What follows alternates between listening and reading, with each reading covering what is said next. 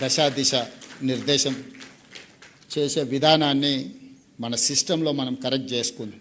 ఎందుకంటే మనం జాబ్ ఇస్తున్నాం, వదిలేస్తున్నాం వాళ్ళని.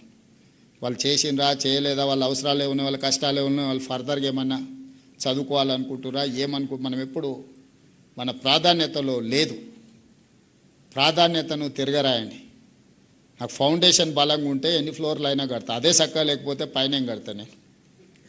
కాబట్టి నేను ఫౌండేషన్, ఎడ్యుకేషన్ అనేది foundation for my state. Next floors అనేది skill. These two are two eyes for me. జనరల్గా ఏదో చెప్పేసినాం, స్కూల్కి పంపించినాం, సర్టిఫికేట్ ఇచ్చినాం, సంవత్సరానికి 1,10,000 మంది ఇంజనీరింగ్ గ్రాడ్యుయేట్ సర్టిఫికేట్ తీసుకొని వస్తారు. మీరు ఆ పిల్లలకి అప్లికేషన్ ఇచ్చి వాని ఉద్యోగం కోసం అప్లికేషన్ ఫిలప్ చేయమని నేను కాదు, మీరు టీచర్లకు మీకే చెప్తున్నాను. మీరు వాళ్ళని పిలిచి ఇంజనీరింగ్ సర్టిఫికేట్ తీసుకొని వచ్చి మీరు చదువు చెప్తున్న ఊరిలో ఉన్న పిల్లలు పిలిపించి ప్లెయిన్ పేపర్ ఇచ్చి ఒక జాబ్ కోసం అప్లికేషన్ ఫిలప్ చేయమని. ఇది క్రిమినల్ వేస్ట్. వాడు ఇంజనీరింగ్ చదువుకున్నాను, చిన్న జాబ్ కోడు, స్కిల్స్ నేర్చుకోడు. తల్లిదండ్రులు మా పిల్లోడు ఇంజనీరింగ్ అయింది ఉద్యోగం అంటారు, నా దగ్గరకు వస్తుంటారు కాన్స్టిట్యున్సీ నుంచో బంధువులు.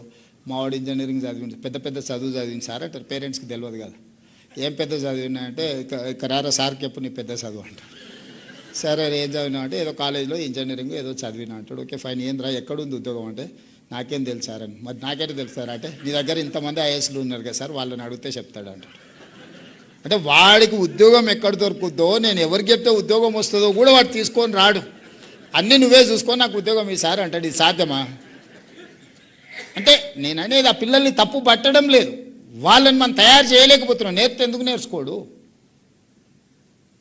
అందుకే ఈరోజు గవర్నమెంట్ ఇంజనీరింగ్ కాలేజ్లో 24,000 మంది స్టూడెంట్స్ ఉన్నారు. 19 ఇంజనీరింగ్ కాలేజ్లో, 22 ఇంజనీరింగ్ కాలేజ్లో ఉన్నట్టున్నాయి. 24,000 స్టూడెంట్స్ ఉన్నారు. First 2 years in basic education what ever local, next 2 years వాళ్ళ స్కిల్ ఏర్పడడానికి విదేశాలకు పంపించడానికి ఈ పిల్లలు ఎవరెవరు ఉన్నారో, ప్లస్ అంబేద్కర్ ఓపెన్ యూనివర్సిటీలో జర్మన్ ఈ లాంగ్వేజెస్ మీద కూడా మనం పెడుతున్నాం. క్లియర్గా పిల్లలకి లాంగ్వేజ్ నేర్పి వాళ్ళకు ఇంజనీరింగ్ కాలేజ్ గవర్నమెంట్లో చదువుకుంటే ఉద్యోగం వస్తుందనే నమ్మకం, సొంతంగా ఉపాధి చేసుకోగలుగుతాం అనే నమ్మకం కలిగించేటట్ల ఇంజనీరింగ్ కాలేజీలను కూడా మనం ప్రక్షాళన చేయాలి. మన ఓరియంటేషన్ మారినంత వరకు ఇది మారదు.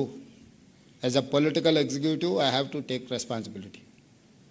అందుకే ఈరోజు విద్యాశాఖ నా దగ్గర పెట్టుకున్నా. చాలామంది గతంలోనైనా సాగునీరు పెట్టుకున్నాడు, 80,000 పుస్తకాలు చదివాడు, కాళేశ్వరం కట్టాడు, 3 ఏళ్ళలో కూలేశ్వరం అయింది. నేనేం తీసుకోలేదే, అది రెవెన్యూ ఏం తీసుకోలేదు. అంతకుముందు రెవెన్యూ వాళ్ళ దగ్గర, రెవెన్యూ నా దగ్గర లేదే, ఫైనాన్స్ నా దగ్గర లేదే, ఐటీ అండ్ ఇండస్ట్రీస్ నా దగ్గర లేదే. ఏం తీసుకున్నాను నేను? విద్యాశాఖ తీసుకున్నా. రోజు తిట్లు తినాలి, కానీ ఆ తిట్లు పడకుండా ఉండాలంటే కాపాడాల్సింది మీరే. లేదు అంటే మీరు అందరు కలిసి తీర్మానం అని చేరి ఎవరికన్నా ఇస్తాం, మీరు కోరుకున్న వాళ్ళకి ఇస్తా శాఖ. నేను ఒక ప్యాషన్తో దీని మీద దృష్టి పెడుతుంది. ఇది అంత ఈజీ కాదు, వీళ్ళకి ఎవ్వరికి ఓట్లేదు. ఓట్లు ఉండే దాని మీద లీడర్కి ఎక్కువ ఆసక్తి ఉంటుంది వెంబడే. కానీ నేను ఓట్ల కోసం ఆలోచన చేస్తలేను. దేవుడు 2006లో జిల్లా పరిషత్ మెంబర్గా నాకు అవకాశం ఇస్తే 17 సంవత్సరాలలో తెలంగాణ రాష్ట్ర ముఖ్యమంత్రిని చేసింది.